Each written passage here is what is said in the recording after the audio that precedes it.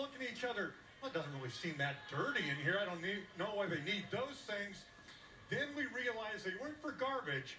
They were for our vomit, for that workout. And that's when we realized the strength and power of a strength coach.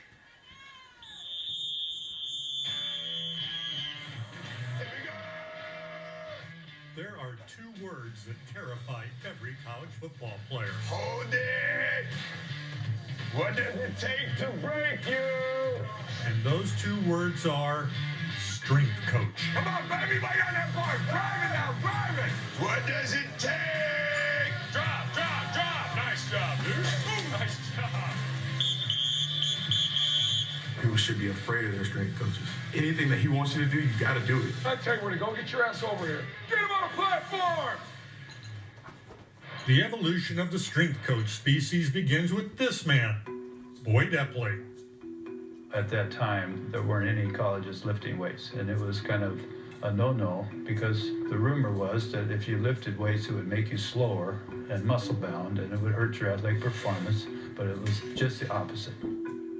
Epley was recruited by Nebraska offensive coordinator Tom Osborne after a humiliating loss to rival Oklahoma in 1968. Nebraska's weight room was smaller than a three-car garage and had almost no equipment. So Osborne took Epley to see a skeptical Huskers head coach, Bob Devaney.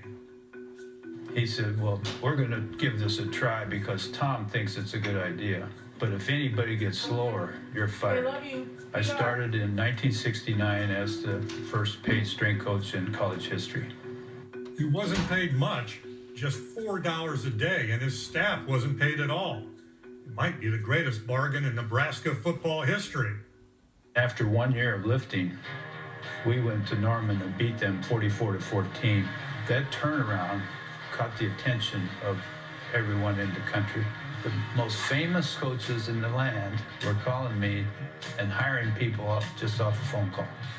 One of those staff members was Steve Bliss, who went on to hire Mickey Marotti as a graduate assistant at Ohio State.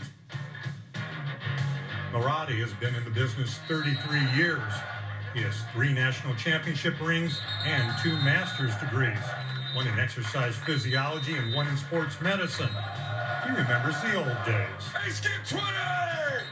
It was turn the lights on, lift weights, do some running, get bigger, faster, stronger, and move on. Now we have recovery rooms and float rooms and cryo and all these things that science and technology have developed for us. Right over here, let's go! Don't call it Tommy! Motivate, cultivate, educate, inspire, and then on the other side is drive that culture set for the head coach. I get to be the head coach for half the year, and that person gets to be the head coach for the other half of the year. They're with your players more than the coaches. They are the builders of the program, per se. The evolution continues.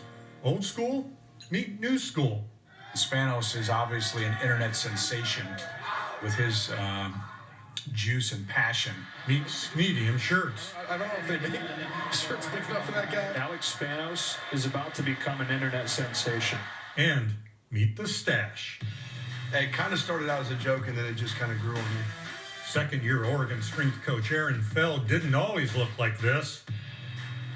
The same goes for strength training.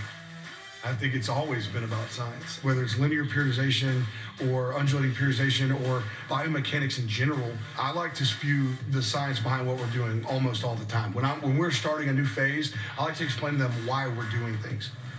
You know, strength coaches put their money where their mouth is. They actually do a lot of the workouts that they ask their players to do. Aaron, how you doing back there, buddy? Good, just waiting on you to get tired. All right. In the end, though, it all comes back to a soft-spoken Cornhusker. I think everybody would describe him as the father of modern strength and conditioning. I would just like to say thanks for creating a job for me. I get to live in a weight room for a living. You know, Aaron Feld, he can bench press 500 pounds, and he's had that spectacular mustache for about 3 years. But he told his team, Reese, that if they win the national championship, he is shaving that baby off. And he says he can see a day when a strength coach could become a head coach. Gene, in many respects,